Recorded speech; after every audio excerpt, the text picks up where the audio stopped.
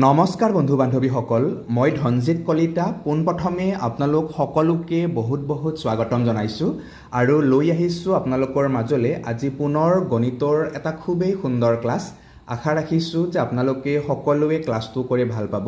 ইয়াৰ আগত যিটো ক্লাছ আপোনালোকলৈ আগবঢ়োৱা হৈছিলে আমি তাত আলোচনা কৰিছিলোঁ পাৰ্চেণ্টেজৰ ওপৰত, অৰ্থাৎ পাৰ্চেণ্টেজৰ একেবাৰে যিখিনি বেছিক কনচেপ্ট আছিলে আমি সেইখিনিৰ ওপৰত ইয়াৰ আগৰ ক্লাছতেই আলোচনা কৰি আহিছোঁ আৰু তাৰ ওপৰত বহুকেইটা প্ৰশ্নও আমি আলোচনা কৰিছোঁ। আজি আমি ইয়াৰ পিছৰ পাৰ্টটো লৈ আহিছোঁ, অৰ্থাৎ আজি পাৰ্চেণ্টেজৰ ওপৰতে আমি পুনৰ আলোচনা কৰিবলৈ গৈ আছোঁ আৰু আজি আমি বিভিন্ন ধৰণৰ কনচেপ্ট ইয়াত আলোচনা কৰিবলৈ যত্ন কৰিম। আমি সকলোৱে জানো যে পাৰ্চেণ্টেজ আমাৰ বাবে যথেষ্ট গুৰুত্বপূৰ্ণ এটা চেপ্টাৰ, নহয় জানো? মই ইয়াৰ আগৰ ক্লাছতো এইটো কথা আপোনালোকক কৈছিলোঁ, হয়নে, যে পাৰ্চেণ্টেজৰ পৰা অতি কমেও ৩-৪টামান প্ৰশ্ন আমি পৰীক্ষাত দেখিবলৈ পাওঁৱে। গতিকে যদিহে আপোনালোকে এই ভিডিঅ' ক্লাছসমূহ ভাল ধৰণে কৰে তেতিয়াহ'লে মই দৃঢ়তাৰে ক'ব পাৰোঁ যে পাৰ্চেণ্টেজৰ কুৱেশ্যনটো আপোনালোকৰ এটাও স্কিপ হৈ নাহে, তাকো আপোনালোকে একেবাৰে কম সময়তে কৰিব পাৰিব, কিয়নো আমাৰ হাতত সাংঘাতিক শ্বৰ্টকাট আছে, হয়নে? আৰু আমি একেবাৰে শ্বৰ্টকাটৰ জৰিয়তে যাম যাতে আমাৰ সময়ো ৰাহি হয় আৰু উত্তৰ শুদ্ধ হয়। ঠিক আছে, গতিকে মই আশা ৰাখিছোঁ যে আজিৰ ক্লাছটো এটা খুব সুন্দৰ ক্লাছ হ'বলৈ গৈ আছে। ইয়াৰ আগৰ ক্লাছটোতো আপোনালোকে আশা এইটোৱে ৰাখিছোঁ যে সকলোৱে ধুনীয়াকৈ বুজিব পাৰিছিলে যে আজি পোনপ্ৰথমে আমি আলোচনা কৰিবলৈ গৈ আছোঁ কনচেপ্ট 2ৰ ওপৰত। ইয়াৰ আগৰ কনচেপ্টটোত একেবাৰে বেছিক কথাখিনি আলোচনা কৰিছিলোঁ আৰু আজি কনচেপ্ট 2ত পোনপ্ৰথমে আমি কোনখিনি কথা আলোচনা কৰিম যে পাৰ্চেণ্টেজৰ যদি কেতিয়াবা যোগ হয় বা যদি কেতিয়াবা বিয়োগ হয় বা কেতিয়াবা এনেকুৱা আমি দেখিবলৈ পাওঁ যে এটাই প্ৰশ্ন আছে, তাত যোগো হৈছে পাৰ্চেণ্টেজ আৰু তাত বিয়োগো হৈছে, মানে যোগ বিয়োগ দুইটা এটা প্ৰশ্নতে আমি কেতিয়াবা দেখিবলৈ পাওঁ। গতিকে এনেকুৱা ধৰণৰ প্ৰশ্নসমূহ আমি কেনেকৈ সমাধান কৰিম? ঠিক আছে, এইটো হৈছে আমাৰ কনচেপ্টটো। গতিকে এডিশ্যন ছাবট্ৰেকশ্যন বা এডিশ্যন ছাবট্ৰেকশ্যন যদি একেলগে দেখা পাওঁ আমি কেনেকুৱাকৈ কৰি যাম ধুনীয়াকৈ আপোনালোকে বুজি যাব। একেবাৰে বহলভাৱে আমি আলোচনা কৰি নাযাওঁ, কিয়নো ইয়াৰ আগত আমি পাৰ্চেণ্টেজৰ ওপৰত বহুখিনি ক্লাছ কৰি আহিছোঁ, হয়নে? গতিকে এটা যাতে আমাৰ খুব সুন্দৰ কুইক ৰিভিজন টাইপত হৈ যায় সেইকাৰণে আপোনালোকৰ বাবে এই ভিডিঅ' ক্লাছসমূহ মই লৈ আহিছোঁ আৰু প্ৰশ্ন সহকাৰে লৈ আহিছোঁ কনচেপ্ট ৱাইজ। মানে প্ৰতিটো কনচেপ্টৰ পৰাই মই প্ৰশ্ন লৈছোঁ, যিমানকেইটা পাৰ্চেণ্টেজৰ কনচেপ্ট আছে বা যিমানখিনি কনচেপ্ট মই ঢুকি পাওঁ আটাইখিনি কনচেপ্টে ইয়াত আপোনালোকৰ বাবে লৈ আহিবলৈ মই যত্ন কৰিছোঁ যাতে খুব ভালকৈ শিকি কিনে ভালকৈ আপোনালোকে পৰীক্ষাত অৱতীৰ্ণ হ'ব পাৰে। ঠিক আছে, গতিকে আমি পোনে পোনে প্ৰশ্নটোৰ মাজলৈ আগবাঢ়িছোঁ আৰু ইয়াতে প্ৰশ্নটোত আমাক কি কৈছে? ঠিক আছে, ইয়াতে আমাক প্ৰশ্নটোত কি কৈছে যে কোনো এটা সংখ্যাৰ লগত ৬২.৫% যোগ কৰিলে সংখ্যাটো কিমান হয়? ৫৮৫ হয়। ঠিক আছে, তো আমাক কি কৈছে যে সংখ্যাটো আমি উলিয়াব লাগে। ঠিক আছে, যে কোনো এটা সংখ্যাৰ লগত যেতিয়া আমি কিমান যোগ কৰিম, বোলে আমি যোগ কৰিব লাগিব ৬২.৫% আৰু এইখিনি যোগ কৰাৰ পিছত আমি উত্তৰ কিমান পাম বুলি কৈছে? ৫৮৫ পাম বুলি কৈছে। একেবাৰে সহজ প্ৰশ্ন, কিন্তু যদি আপোনালোকে কনচেপ্ট নাজানে তেতিয়াহ'লে কিন্তু আপোনালোকৰ হাৱা টাইট হৈ যাব, তেনেকুৱা ধৰণৰ প্ৰশ্ন, হয়নে? গতিকে মই বাৰু আশা ৰাখিছোঁ যে আপোনালোকৰ সকলোৰে কনচেপ্টসমূহ ক্লিয়াৰ হৈ আছে, কাৰো মানে বেছি ক'তো খোকোজা লাগি নাই। এতিয়া চাওক, পোনপ্ৰথমে আপোনালোকে কি জানিব লাগিব যে ইয়াত আপোনালোকে পোনপ্ৰথমে জানিব লাগিব যে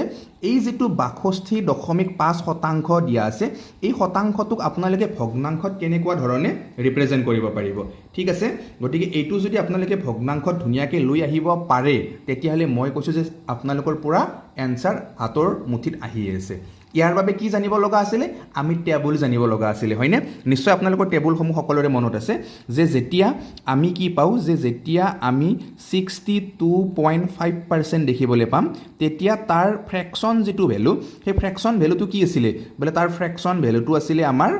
5/8 আছিলে, হয়নে? 8/5 আছিলে। অৰ্থাৎ কোনো এটা বস্তু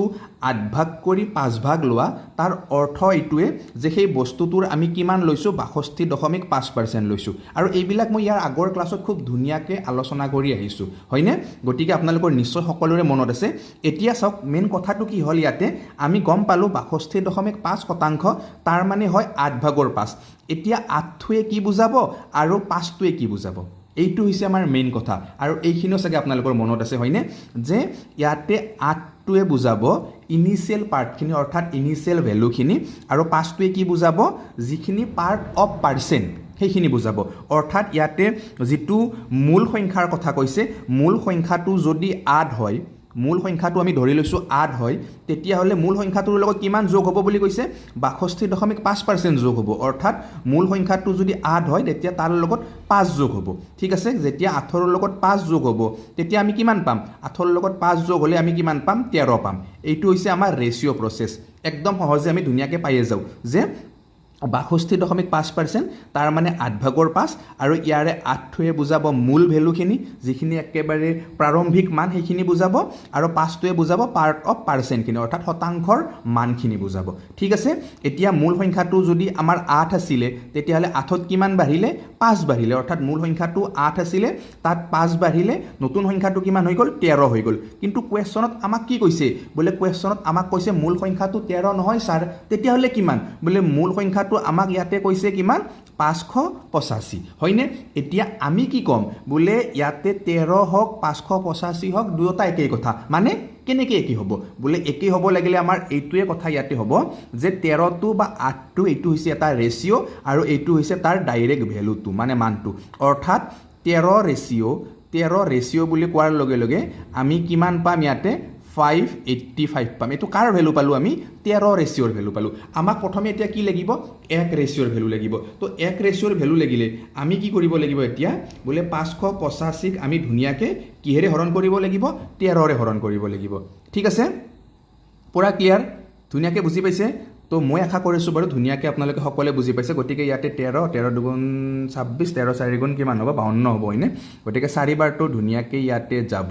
তাৰপিছত কিমান ৰ'ল ইয়াতে 6 5 65 হ'ল 13 5 গুণ কিমান হ'ব 65 হ'ব অৰ্থাৎ আমি ইয়াতে ধুনীয়াকৈ কিমান পাই গ'লোঁ 1 ৰেচিঅ'ৰ ভেলু কিমান পাই গ'লোঁ 1 ৰেচিঅ'ৰ ভেলু পাই গ'লোঁ আমি 45 ঠিক আছে 13 ৰেচিঅ'ৰ ভেলু কিমান আছিলে 585 আছিলে অৰ্থাৎ মূল সংখ্যাটো 585 13 ৰেচিঅ'ৰ সমান আছিলে গতিকে 1 ৰেচিঅ'ৰ সমান আমি কিমান পালোঁ 45 পালোঁ তো মূল সংখ্যাটো কিমান ৰেচিঅ' যিটো মূল সংখ্যা সেইটো 8 ৰেচিঅ' তো 1 মানে যদি 45 হয় 8 ৰেচিঅ' মানে কিমান হ'ব আপোনালোকে 45ৰ লগত 8 পূৰণ কৰি দিয়ক 45ৰ লগত যেতিয়া আপোনালোকে 8 পূৰণ কৰিব তেতিয়া আপোনালোকে কিমান পাব বোলে 45 8 গুণ আপোনাৰ কিমান হ'ব 360 হ'ব হয়নে 45 8 গুণ কিমান হ'ব আপোনাৰ বোলে 45 8 গুণ আমি কিমান পালোঁ 360 পালোঁ তো 360টো কি বোলে এইটোৱে উত্তৰ মানে 360ৰ লগত যেতিয়া আপোনালোকে কি কৰিব তাৰ 62.5% যোগ কৰি দিব তেতিয়া যিটো নেক্সট সংখ্যা পাব সেই নেক্সট সংখ্যাটো কিমান পাব আপোনালোকে 585 পাব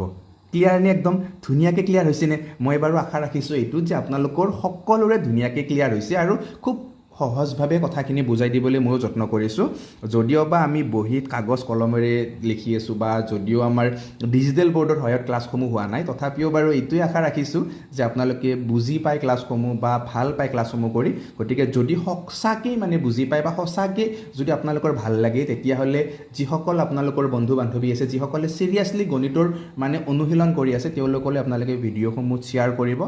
আচ্ছা মই বাৰু আশা ৰাখিছোঁ যে ইয়াৰ আগৰ প্ৰশ্নটো আপোনালোকে সকলোৱে ধুনীয়াকৈ বুজি পাইছে এইবাৰ আমি আগবাঢ়িছোঁ ঠিক একেই ধৰণৰ অন্য এটা প্ৰশ্নৰ মাজলৈ আৰু একেবাৰে সহজ প্ৰশ্ন কনচেপ্ট যেতিয়া আপোনালোকৰ ক্লিয়াৰ তেতিয়া মই এইটোৱে আশা ৰাখোঁ যে আপোনালোকৰ যিকোনো ধৰণৰ প্ৰশ্নই ক্লিয়াৰ হৈ থাকিব ইয়াতে চাওক আপোনালোকে প্ৰশ্নটোত কি দেখিছে যে যদি একেটা সংখ্যাৰ পৰা সেই সংখ্যাটোৰ 6/3/2 বিয়োগ কৰা হয় তেন্তে সংখ্যাটো কিমান পাম বুলি কৈছে 3920 পাম বুলি কৈছে ঠিক আছে গতিকে আমাক কৈছে যে সংখ্যাটো কি ঠিক আছে মানে কেনেকুৱা ধৰণৰ প্ৰশ্ন যে কোনো এটা সংখ্যা আছিলে আৰু সেই সংখ্যাটোৰ পৰাই মানে যিটো সংখ্যা আছিলে সেই সংখ্যাটোৰ পৰাই যেতিয়া আমি 6/3/2 বিয়োগ কৰি দিম তেতিয়া সংখ্যাটো আমি কিমান পাম বোলে সংখ্যাটো তেতিয়া আমি পাম 3920 এতিয়া আমাক মূল সংখ্যাটো লাগে ঠিক আছে গতিকে ইয়াৰ আগত আমি কি জানিব লাগিব বোলে ইয়াৰ আগত আমি জানিব লাগিব যে ইয়াতে যিটো দিয়া আছে পাৰ্চেণ্টৰ ভেলু যে 6 কিমান 3/2% তো এইটো মানে কি হয় ঠিক আছে তো 6/3/2% তাৰ মানে হৈছে আমাৰ 6.66% ঠিক আছে 6.66% এতিয়া 6.66% পালোঁ লগে লগে আমি কি পাই যাম তাৰ যিটো ফ্ৰেকশ্যন ভেলু সেই ফ্ৰেকশ্যন ভেলুটো আমি ধুনীয়াকৈ এতিয়া পাই যাম কিমান আছিলে নিশ্চয় আপোনালোকৰ মনত পৰিছে হয়নে আমি ইয়াৰ আগত যিহেতু টেবুলসমূহ ধুনীয়াকৈ পঢ়িয়ে আহিছিলোঁ গতিকে আমাৰ নিশ্চয়কৈ মনত থাকিব হয়নে নহয় বোলে কিমান আছিলে 6.66%ৰ ভেলু আছিলে আমাৰ 1/15 15 ভাগৰ 1 হয়নে 15 ভাগৰ 1ৰ যিটো ভ্যালু সেইটো পাৰ্চেন্টেজত কিমান হ'ব 6.66% বা হেতুক আমি যদি এনেকুৱা ধৰণৰ মিক্স ফ্ৰেকশন জৰিয়তে দেখাও তেতিয়াহলে কিমান হ'ব 6 সমস্ত 3 ভাগৰ 2%। ঠিক আছে মুঠতে আমি মেইন যেটো ফৰ্মেশন সেই ফৰ্মেশনটো এতিয়া পাই গলো মানে কিমান হ'ব 6.66% বা 6 সমস্ত 3 ভাগৰ 2% তাৰ মানে কি হয় তাৰ যেটো একচুয়াল ফ্ৰেকশন ভ্যালু হেতু কিমান হ'ব 15 ভাগৰ 1 হ'ব অৰ্থাৎ মূল সংখ্যাটো কিমান মূল সংখ্যাটো যদি 15 ৰেশিও হয় তাতে কি হ'ব বুলি কৈছে এইখিনি বিয়োগ হ'ব তাৰ মানে 15ত 1 বিয়োগ হ'ব তো 15ত যদি 1 বিয়োগ হয় তেতিয়া হলে সংখ্যাটো কিমান হ'ব বলে তেতিয়া সংখ্যাটো আমি 14 পাই যাম হয়নি সহজ একেবাৰে সহজ মানে মাত্ৰ আমি কি জানিব লাগিব পাৰ্চেন্টেজৰ পৰা সংখ্যাটো আমি কেনেকৈ ফ্ৰেকশনত লৈ যাম অৰ্থাৎ কেনেকৈ আমি ভগ্নাংশত লৈ যাম হেতু আমি জানিব লাগিব এতিয়া চাওক আমাক এতে কি দিয়া আছে বলে আমাক দিয়া আছে যেটো বিয়োগ কৰাৰ পিছত পোৱা সংখ্যা হেতু কিমান 3920 আৰু আমি ইয়াতে ৰেশিও হিচাপে কিমান পালো বলে 14 ৰেশিও পালো অৰ্থাৎ এই যেটো 14 ৰেশিও তাৰ ভ্যালুটোৱে কিমান হ'ব বলে তাৰ ভ্যালুটোৱে তো হ'ব ইয়াতে কিমান 3920 হৈ যাব গতিকে ইয়াতে 1 ৰেশিওৰ ভ্যালু আপোনালোকে উলিয়াই দিয়ক মানে 14 ৰে যেতিয়া আপোনালোকে কি কৰিব ইয়াতে 3920 হৰণ কৰিব তেতিয়াতো উত্তৰটো ধুনিয়াকে আপোনালোকে পাই যাব হয়নে হৰণটো আপোনালোকে ধুনিয়াকে নিজে কৰিব ইয়াৰ যেটো ভ্যালু হেতু কিমান হ'ব ইয়াতে 280 হৈ যাব কিমান হ'ব 280 হৈ যাব কাৰ ভ্যালু 1 ৰেশিওৰ ভ্যালু ঠিক আছে তো মূল সংখ্যাটো কিমান আছিল বলে মূল সংখ্যাটো আছিল 15 ৰেশিও তো 1 ৰেশিওৰ ভ্যালু আমি কিমান পালো বলে 280 পালো গতিকে এতিয়া আমাক কি লাগে 15 ৰেশিওৰ ভ্যালু লাগিব হয়নে নহয় গতিকে 280 লগত যেতিয়া আপোনালোকে 15 টো পূৰণ কৰিব তেতিয়া মূল সংখ্যাটো কিমান পাব আপোনালোকে বলে 280 আৰু 15 পূৰণ কৰিলে আপোনালোকে ইয়াতে পাব কিমান বলে 4200 ঠিক আছে অৰ্থাৎ ইয়াৰে যেটো উত্তৰ হেতু আমি কিমান পালো 4200 পালো মই আশা কৰিছো যে আপোনালোকে সকলোৱে ধুনিয়াকে বুজিব পাৰিছে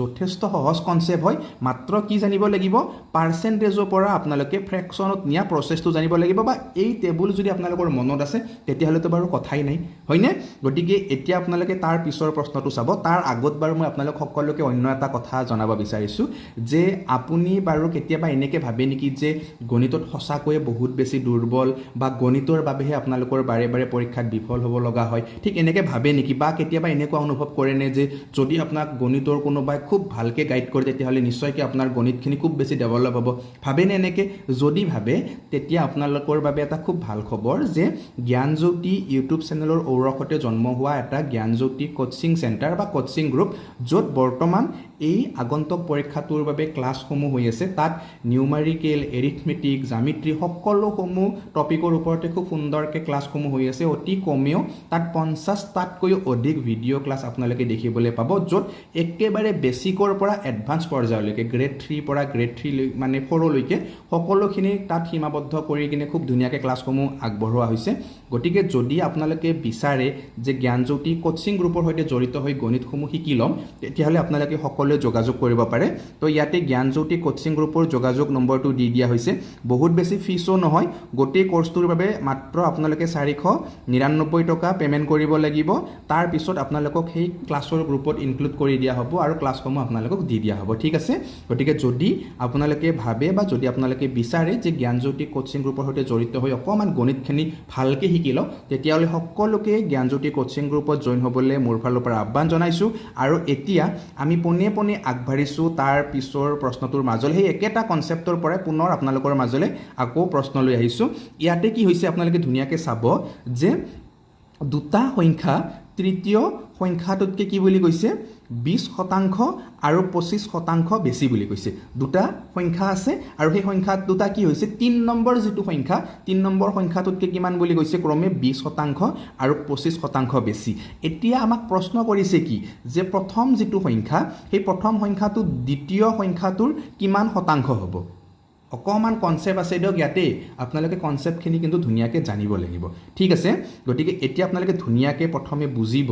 যে আমি কেনেকুৱা ধৰণে এইটো উলিয়াম ঠিক আছে তো ইয়াতে আমাৰ কথাটো কেনেকুৱাকৈ কৈছে দুটা সংখ্যা তো দুটা সংখ্যা মানে আমি গম পাইছো যে a এটা সংখ্যা আমি মনতে ভাবি লৈছো আৰু b এটা সংখ্যা আমি মনতে ভাবি লৈছো এই a আৰু b যি দুটা সংখ্যা 3 নম্বৰ সংখ্যাটোকে বুলি কৈছে অৰ্থাৎ 3 নম্বৰ সংখ্যাটো কি হ'ব 3 নম্বৰ সংখ্যাটো আমাৰ c হ'ব হয়নে নহয় তো 3 নম্বৰ সংখ্যাটো c হল গতিকে এতিয়া কথাটো হল যে এই প্ৰথম দুটা সংখ্যা 3 নম্বৰ সংখ্যাটোতকে কি হ'ব লাগিব যে a যেটো সংখ্যা এই সংখ্যাটো c তকে 20% বেছি আৰু b টো কিমান c তকে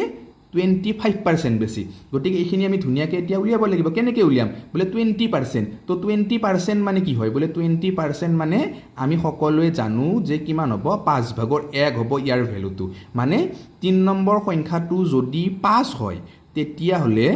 1 নম্বৰ যিটো সংখ্যা সেইটো কিমান হ'ব 6 হ'ব কাৰণটো কি বোলে কাৰণটো হ'ল এইটোৱে 3 নম্বৰ সংখ্যাটোতকৈ 1 নম্বৰ সংখ্যাটো 20% বেছি ঠিক আছে আকৌ কি কৈছে 2 নম্বৰ সংখ্যাটো 25% বেছি 25% মানে কি হয় আমি সেইটোও জানিব লাগিব বোলে 25% মানে আমি জানো ছাৰ কিমান বোলে 4/1 হয় মানে 3 নম্বৰটো সংখ্যা যদি 4 হ'ব তেতিয়াহ'লে 2 নম্বৰ সংখ্যাটো কিমান হ'ব 4তকৈ 1 বেছি 5 হ'ব হৈ গ'ল এইখিনিলৈকে আমাৰ কাম এতিয়া ইয়াতে মেইন কনচেপ্টটোৰ প্ৰতি আমি লক্ষ্য ৰাখিব লাগিব বোলে কি ইয়াতে সংখ্যা আছে তিনিটা প্ৰথমটো সংখ্যা দ্বিতীয়টো সংখ্যা আৰু তৃতীয়টো সংখ্যা এতিয়া তৃতীয় সংখ্যাটোৰ যিটো ভেলু সেইটো আমি কিমান পালোঁ বোলে এবাৰ দেখিছোঁ 5 একবাৰ দেখিছোঁ 4 তো এনেকুৱাতো হ'ব নোৱাৰে এটা সংখ্যা হ'ব লাগিব 3 নম্বৰটো এটা সংখ্যা 3 নম্বৰটো দুটা সংখ্যা নহয় হয়নে নহয় গতিকে আমি কি কৰিব লাগিব ইহঁত দুটাক আমি এটা বনাব লাগিব তো আমি এটা কেনেকৈ বনাম ইহঁত দুটাৰ লসাগু ল'লে হৈ গ'ল গতিকে কিমান হ'ব 5 আৰু 4ৰ লসাগু হ'ব 20 ঠিক আছে মানে 5ৰ লগত আমি 4 গুণ পূৰণ কৰিছোঁ গতিকে 6টোৰ লগত আমি কি 6টোৰ লগতো 4 গুণ পূৰণ কৰিম তো 6টোৰ লগত 4 পূৰণ কৰিলে কিমান হ'ব বোলে 24 হ'ব ঠিক আছে এতিয়া 4টোৰ লগত মানে কিমান পূৰণ কৰি 20 পাইছোঁ 5 পূৰণ কৰি 4 5 গুণ 20 গতিকে 5ৰ লগতো আপোনালোকে কি কৰিব লাগিব বোলে 5ৰ লগতো 5 পূৰণ কৰিব লাগিব তো 5 5 গুণ কিমান হ'ব বোলে 25 হ'ব ঠিক আছে 5 5 গুণ কিমান পালোঁ আমি 25 পালোঁ অৰ্থাৎ ইয়াতে আমি কি দেখিলোঁ ইয়াতে আমি দেখিলোঁ এইটোৱে যে 3 নম্বৰ সংখ্যাটো যদি 20 হয় তেতিয়াহ'লে 1 নম্বৰ সংখ্যাটো কিমান হ'ব বোলে 24 হ'ব তাৰ মানে 20% বেছি আৰু 2 নম্বৰ সংখ্যাটো কিমান হ'ব বোলে 25 হ'ব কিমান পাৰ্চেণ্ট বেছি 25% বেছি 20তকৈ 25টো কিমান ডাঙৰ 25% ডাঙৰ আৰু 20তকৈ 24টো কিমান ডাঙৰ 20% ডাঙৰ এইখিনিলৈকে আমাৰ পুৰা কাম হৈ গ'ল আমাক এতিয়া কি লাগে বোলে প্ৰথম সংখ্যাটো দ্বিতীয় সংখ্যাটোৰ কিমান শতাংশ প্ৰথম সংখ্যাটো কিমান বোলে 24 কাৰ বোলে 25ৰ ঠিক আছে 24টো 25ৰ কিমান শতাংশ এনেকৈ যদি আমাক প্ৰশ্ন দি দিয়ে আমাক সুধিছে কোনটো বোলে 24টো বোলে যিটো উলিয়াব দিয়ে সেইটো সদায় আমি ওপৰত লিখিম কোনটোৰ ওপৰত বোলে আমাক সুধিছে প্ৰথম সংখ্যাটো কোনটোৰ ওপৰত বোলে দ্বিতীয় সংখ্যাটোৰ ওপৰত যাৰ ওপৰত উলিয়াব দিয়ে সেইটো আমি সদায় তলত লিখিম ঠিক আছে এতিয়া আমি পাৰ্চেণ্টেজত লৈ গ'লে কি আছিল কনচেপ্টটো পাৰ্চেণ্টেজত নিব লাগিলে আমি কি কৰিব লাগে 100ৰে আমি পূৰণ দিব লাগে তেতিয়া পাৰ্চেণ্টেজত গুচি যায় গতিকে এতিয়া 25 4 গুণ কিমান হ'ব বোলে 25 4 গুণ কিমান হ'ব 100 হ'ব গতিকে 24 4 গুণ কিমান বোলে 4 4 গুণ 16 2 4 গুণ 8 1 9 96 মানে প্ৰথম সংখ্যাটো দ্বিতীয় সংখ্যাটোৰ কিমান হ'ব 96% হ'ব ক্লিয়াৰ একদম ধুনীয়াকৈ বুজিছে নহয় মই আশা ৰাখিছোঁ একদম কতো খোকোজা নাই ধুনীয়াকৈ আপোনালোকৰ ক্লিয়াৰ হৈ গৈছে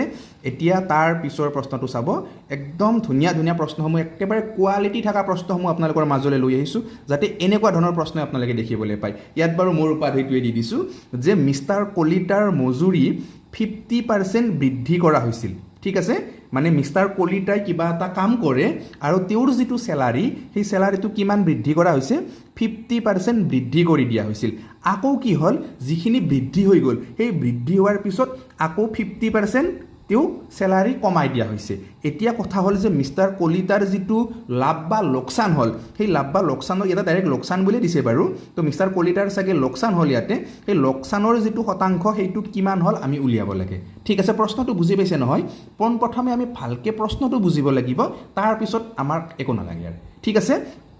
আকৌ মই ধুনীয়াকৈ প্ৰশ্নটো বুজাই দিছোঁ যে মিষ্টাৰ কলিতাৰ যিটো চেলাৰী সেইটো কিমান বুলি কৈছে যে মিষ্টাৰ কলিতাৰ চেলাৰীটো 50% বঢ়াই দিছে কোম্পানী হওক বা গভৰ্ণমেণ্ট হওক যিয়ে নহওক কিয় 50% চেলাৰী পূৰা বঢ়াই দিলে 50% চেলাৰী যেতিয়া বাঢ়ি গ'ল তাৰপিছত কোম্পানীটোৱে হওক বা গভৰ্ণমেণ্টে হওক ভাবিলে যে বহুত চেলাৰী বাঢ়ি গ'ল নেকি 50% মই আকৌ কমাই দিওঁ ইয়াক ঠিক আছে তো তেতিয়া কি হ'ল মিষ্টাৰ কলিতাৰ কিছু লোকচান হ'ল আৰু লোকচান কিমান হ'ল সেইটো আমি উলিয়াব লাগে তো প্ৰথম কথা আমি ইয়াতে কি জানিব লাগিব যে এই যিটো 50% তাৰ মানে কি হয় বোলে 50% মানে আমি জানো যে 2/1 হয় হয়নে নহয় মানে কথাটো কেনেকুৱা মিষ্টাৰ কলিতাৰ প্ৰথমতে যদি চেলাৰী কিমান আছিলে প্ৰথমতে যদি মিষ্টাৰ কলিতাৰ চেলাৰী আছিল কিমান 2 পিছত মিষ্টাৰ কলিতাৰ চেলাৰী কিমান হৈ গ'ল 3 হৈ গ'ল ঠিক আছে এইখিনিলৈকে ক্লিয়াৰ এতিয়া চাওক ইয়াতকৈ বেছি সহজ হ'ব আপোনালোকে যদি অকণমান বেলেগকৈ কামখিনি কৰিব যত্ন কৰে 50% মানে ডাইৰেক্টলি যদি আমি পাৰ্চেণ্টেজ চিনডাল নোহোৱা কৰি দিওঁ মানে 50টো আমি ওপৰত লিখিলোঁ আকৌ 100টো আমি তলত লিখিলোঁ এতিয়া পাৰ্চেণ্টেজ চিনডাল নোহোৱা হৈ গ'ল 100ৰে হৰণ কৰিলোঁ হয়নে নহয় মানে কথাটো কেনেকুৱা বোলে মিষ্টাৰ কলিতাৰ যিটো চেলাৰী সেইটো প্ৰথমতে আছিল 100 টকা প্ৰথমতে আছিল কিমান 100 টকা তাৰপিছত কি হ'ল 50% বঢ়াই দিলে মানে 50 টকা তাত বঢ়াই দিলে কিমান হৈ গ'ল চেলাৰী বোলে চেলাৰী হৈ গ'ল কিমান 150 টকা হৈ গ'ল এতিয়া মিষ্টাৰ কলিতাৰ বৰ্তমান চেলাৰী কিমান হৈ আছে আগত আছিল 100 টকা 50% বঢ়াই দিলে তো 150 টকা হৈ গ'ল এতিয়া কি কৈছে বোলে এই 150টোৰ পৰা আকৌ 50% চেলাৰী কমাই দিলে ঠিক আছে কাৰ পৰা এই 150টোৰ পৰা 50% চেলাৰী কমাই দিলে তো 150ৰ 50% কিমান হ'ব 150ৰ লগত আপোনালোকে ধুনীয়াকৈ 50% এটা পূৰণ কৰি দিয়ক 50% মানে কি 2 ভাগৰ 1 লিখিব পাৰে বা 100 ভাগৰ 50 লিখিব পাৰে আপোনালোকৰ কথা ঠিক আছে গতিকে ইয়াতে ধুনীয়াকৈ আপোনালোকে কাটাকাটি কৰক যে ইয়াৰে এটা শূন্য কাটি দিয়ক ইয়াৰে এটা কাটি দিয়ক ইয়াৰে এটা কাটক ইয়াৰে এটা কাটক এতিয়া থাকিল কি বোলে তলত একো নাই ওপৰৰখিনি আছে ওপৰত কিমান আছে বোলে 15 আৰু 5 15 5 গুণ কিমান হ'ব ইয়াতে 5 5 গুণ 25ৰ 5 হ'ব হাতে 2 5 1 গুণ 5 2 কিমান পালোঁ 7 পালোঁ অৰ্থাৎ মিষ্টাৰ কলিতাৰ যিটো চেলাৰী সেইটো কিমান হ'ল ইয়াতে বোলে মিষ্টাৰ কলিতাৰ চেলাৰীটো আমি গম পালোঁ যে 75 হ'ল ঠিক আছে কিমান হ'ল মিষ্টাৰ কলিতাৰ চেলাৰী বোলে 75 হ'ল 150 আছিল 150ৰ 50% কমি গ'ল তাৰ মানে কিমান হৈ গ'ল মিষ্টাৰ কলিতাৰ চেলাৰী বৰ্তমান 75 হৈ গ'ল আগত মিষ্টাৰ কলিতাৰ চেলাৰী কিমান আছিল আগত আছিল 100 টকা প্ৰথমে চেলাৰী কিমান আছিল 100 টকা আছিল হয়নে নহয় তো প্ৰথমে যদি কলিতাৰ চেলাৰী 100 টকা আছিল এতিয়া বৰ্তমান কলিতাৰ চেলাৰী কিমান বোলে বৰ্তমান কলিতাৰ চেলাৰী দেখা পালোঁ আমি 75 টকা তো কমিছে কিমান বোলে চেলাৰী কমি গ'ল কিমান 25 কমি গ'ল 25টো কাৰ ওপৰত কমিছে বোলে 25টো কমিছে ইয়াতে 100ৰ ওপৰত মানে 100 আছিল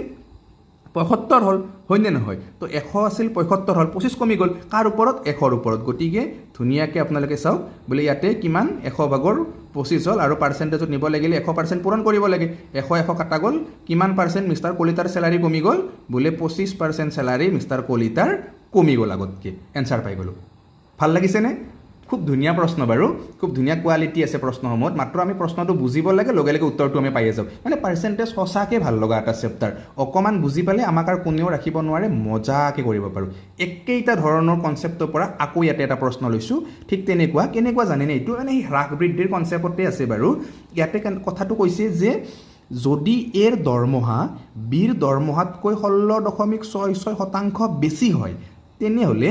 বিৰ যিটো দৰমহা সেইটো এতকৈ কিমান কম আমাক সেইটো সুধিছে ঠিক আছে প্ৰশ্নটো বুজি পাইছোঁ বা যোৱাবাৰো চাগে এনেকুৱা ধৰণৰ প্ৰশ্ন এটা আমি পৰীক্ষাত দেখিছিলোঁ হয়নে মানে আমাক কি কৈছে যে এৰ যিটো দৰমহা সেইটো বিতকৈ কিমান কম বোলে বেছি বুলি কৈছে বিতকৈ বেছি কিমান 16.66% তো এই যিটো 16.66%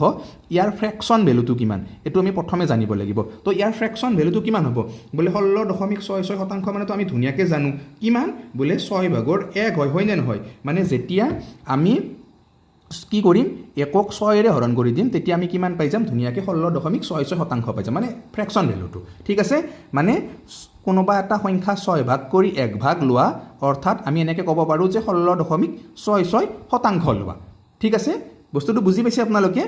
এতিয়া কথাটো হ'ল কেনেকুৱা যে এৰ যিটো দৰমহা বিতকৈ কিমান বুলি কৈছে 16.66% বেছি বুলি কৈছে মানে বিৰ যদি দৰমহা এতিয়া 6 হয় ধৰি লৈছোঁ যে এইটো বিৰ চেলাৰী যদি 6 হয় এৰ কিমান হ'ব এতিয়া এৰটো বেছি বুলি কৈছে এৰ দৰমহা বিতকৈ বেছি গতিকে বিৰ যদি 6 হয় এৰ কিমান হ'ব কিমান বেছি 6তকৈ 1 বেছি অৰ্থাৎ এৰ চেলাৰী কিমান হ'ব 7 হ'ব বুজিছেনে ক্লিয়াৰ একদম ধুনীয়াকৈ বুজিছেনে বুজা নাই এইখিনিলৈকে বুজিছে বোলে 16.66% তাৰ মানে কিমান হয় 6 ভাগৰ 1 হয় অৰ্থাৎ বিৰ চেলাৰী যদি 6 ৰেচিঅ' হয় তেতিয়াহ'লে এৰ কিমান হ'ব 6তকৈ 1 বেছি হ'ব অৰ্থাৎ এৰ চেলাৰী কিমান 7 হ'ল এইখিনিলৈকে পুৰা ক্লিয়াৰ এতিয়া আমাৰ প্ৰশ্নটো ইয়াতে আহিছে বোলে যিটো মানে সুধিছে আমাক বোলে কিমান শতাংশ এৰ দৰমহা কম কাতকৈ বোলে এৰ চেলাৰী কি কৈছে ইয়াতে তেন্তে বিৰ দৰমহা কিমান শতাংশ এৰ দৰমহাতকৈ কম এতিয়া বিৰটো আমি কম দেখিছোঁ এৰ বেছি দেখিছোঁ এতিয়া বিৰ যিটো চেলাৰী সেইটো এতকৈ কিমান কম এৰ কিমান আছে বোলে এৰ 7 আছে বিৰ কিমান বোলে 6 7তকৈ 6টো কিমান কম বোলে 1 কম কাতকৈ 1 কম বোলে 7তকৈ 1 কম গতিকে 7 ভাগৰ 1টোক যেতিয়া আমি এতিয়া পাৰ্চেণ্টেজত লৈ যাম পাৰ্চেণ্টেজত লৈ গ'লে আমি উত্তৰটো পাই গ'লোঁ কিমান হ'ব বোলে 7 ভাগৰ 1 মানে ইয়াৰ আগৰ ক্লাছতো কৈছিলোঁ মই বোলে 14.28% তো এই টেবুলবিলাক আপোনালোকে মনত ৰাখিব তাৰপিছত আপোনালোকৰ এনচাৰবিলাক আহি আছে অৰ্থাৎ ইয়াৰে যিটো উত্তৰ সেইটো কিমান হ'ব 14.28% হ'ব মানে এৰ দৰমহা বিতকৈ 16.66% যদি বেছি হয় তেতিয়াহ'লে বিৰ দৰমহা এতকৈ কিমান কম হ'ব 14.28% হ'ব ক্লিয়াৰলি একদম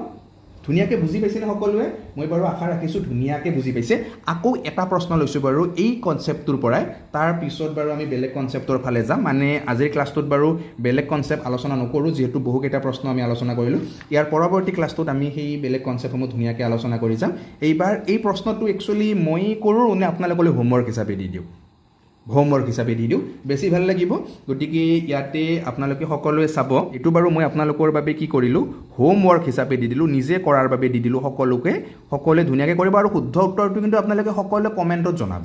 ঠিক আছে ইয়াতে কি কৈছে বোলে যদি পিৰ দৰমহা কিউতকৈ 20% কম হয় তেন্তে পিৰ দৰমহা কিমান শতাংশ কিউৰ দৰমহাতকৈ বেছি ঠিক আছে বুজি পাইছে ধুনীয়াকৈ বুজি পাইছে বোলে পিৰ যিটো দৰমহা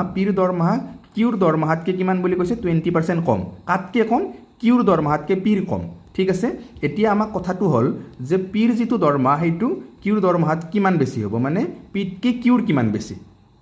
বুজিছেনে কথাটো কনচেপ্টটো ধুনীয়াকৈ বুজিছেনে যে আকৌ এবাৰ বুজাই দিছোঁ প্ৰশ্নটো যাতে আপোনালোকে ধুনীয়াকৈ সকলোৱে শুদ্ধকৈ কৰিব পাৰে প্ৰশ্নটোৰ উত্তৰ যে পি আছিল এজন মানুহ আৰু কিউ আছিল এজন মানুহ তো পিৰ যিটো চেলাৰী সেইটো যিটো কিউৰ চেলাৰী তাতকৈ কম কিমান 20% মানে পিৰ কম কিউৰ বেছি এতিয়া কথাটো হ'ল বোলে কম পালোঁ আমি 20% কম এতিয়া কাৰ কম পিৰ দৰমহা 20% কম এতিয়া কিউৰ যিটো দৰমহা এই কিউৰ দৰমহাটো পিৰ দৰমহাতকৈ কিমান পাৰ্চেণ্ট বেছি আমি সেইটো উলিয়াব লাগে হয়নে আশা কৰিছোঁ বাৰু সকলোৱে শুদ্ধকৈ উত্তৰটো দিব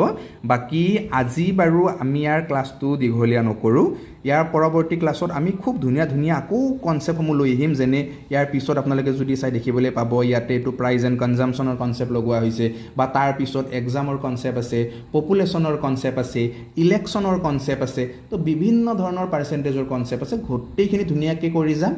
এটাই মাত্ৰ আমাৰ মূল লক্ষ্য গণিত সকলোৰে ক্লিয়াৰ হ'ব লাগিব ঠিক আছে গতিকে আজিলৈ বাৰু ক্লাছটো ইমানখিনিতে শেষ কৰিছোঁ ইয়াৰ পিছৰ ক্লাছত আপোনালোক সকলোকে লগ পোৱাৰ আশা ৰাখিছোঁ আৰু আজিলৈ সকলোকে জনাইছোঁ বাই বাই